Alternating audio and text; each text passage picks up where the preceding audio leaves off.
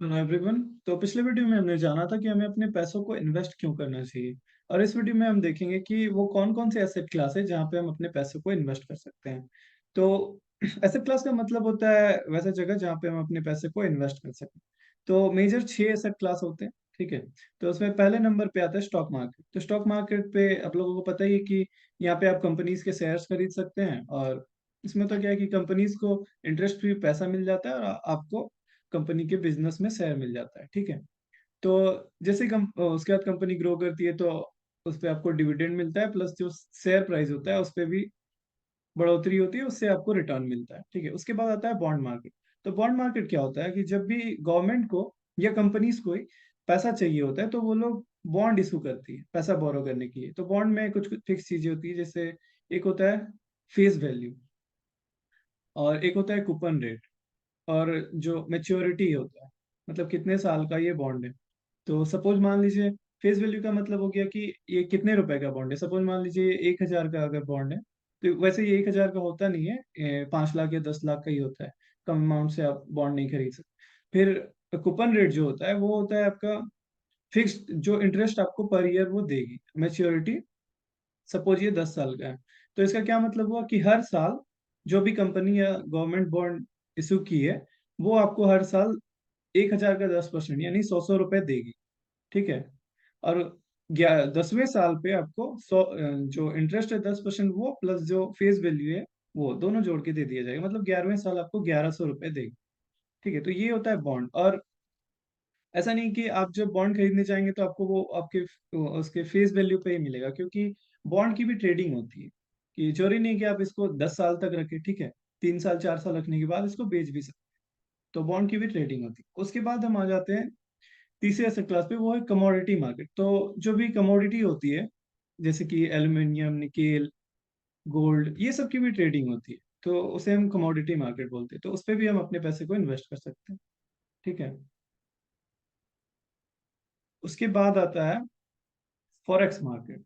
तो forex market इसे currency market भी बोलते हैं। तो इसमें क्या होता है कि जो भी करेंसीज है, जैसे यूएसडी आईएनआर, जो अभी 82 के 81 के आसपास चल रहा है, तो उसकी भी ट्रेडिंग होती है। ठीक है। और जितने भी करेंसीज है सबकी होती है, जैसे यूएसडी, जीबीपी, यूएसडी, यूरो। ठीक है। तो ये सब की भी ट्रेडिंग होती है। तो ये फॉरेक्स मार्केट पे होता है। उसके बाद जो नेक्स्ट एसेट क्लास आता है वो होता है क्रिप्टो करेंसी। क्रिप्टो करेंसी मतलब कि डिजिटल करेंसी, जैसे कि कुछ एग्जांपल इसके बिटकॉइन हो गए, बिटकॉइन, इथेरियम। ठीक है। तो इस तरह के बहुत सारे डिजिटल करेंसी है, तो उस पे भी आप इन्वेस्ट कर सकते हैं। तो उसके बाद आता है जो छठा एसेट क्लास है वो है रियल एस्टेट। ओके। तो रियल एस्टेट मेजरली ऑफलाइन ही होता है ज्यादातर, लेकिन आप इसे ये भी एक्सचेंज पे भी ट्रेड होता है। ठीक है। रियल एस्टेट ऐसा नहीं है कि सिर्फ रियल एस्टेट का मतलब क्या हो गया, जमीन हो गई, बिल्डिंग्स वगैरह हो गए। ठीक है। तो इस तरह से आप रियल एस्टेट में इन्वेस्ट कर सकते हैं। तो ऐसा नहीं है कि सिर्फ आप ऑफलाइन मतलब कि ब्रोकर के थ्रू जाके खरीदिएगा। एक्सचेंज पे भी रियल एस्टेट आप खरीद सकते हैं। जैसे कि इसके लिए एक आता है रीट्स। इसका मतलब होता है रियल एस्टेट इन्वेस्टमेंट ट्रस्ट। तो ये एक तरह का म्यूचुअल फंड टाइप ही हो गया कि आपके पैसे वो लेंगे और वो लोग रियल एस्टेट पे इन्वेस्ट करेंगे। ठीक है। तो ये एक्सचेंज पे ट्रेड होता है।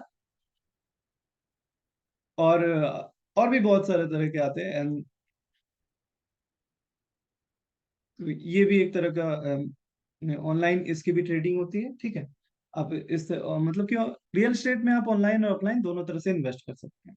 ऐसा नहीं कि सिर्फ ऑफलाइन ही ब्रोकर के थ्रू खरीद सकते हैं।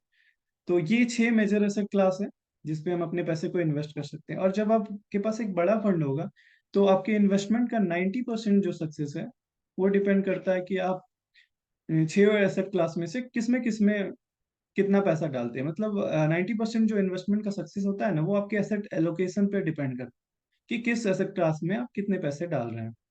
ठीक है। ऐसा नहीं कि आपके पास जब करोड़ों रुपए होंगे तो आप सिर्फ स्टॉक मार्केट में पैसे लगा के पैसे कमा लेंगे।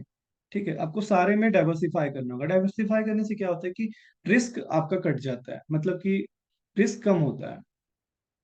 ओके, तो इसीलिए जो बड़े-बड़े म्यूचुअल फंड्स हो गए या जो भी होते हैं, तो वो लोग अपने फंड को ये सारे एसेट क्लास में डाइवर्सिफाई करते हैं, ताकि उनको रिस्क कम हो और उनका इन्वेस्टमेंट का जो एवरेज रिटर्न है वो अच्छा रहे।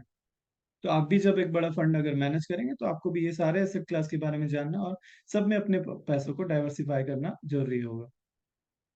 ठीक है, इस वीडियो में फिलहाल इतना ही, और नेक्स्ट वीडियो में नेक्स्ट मैं ये 6 एसेट क्लास पे एक एक अलग अलग वीडियो बनाऊंगा सेपरेट। ठीक है, thank you so much for watching.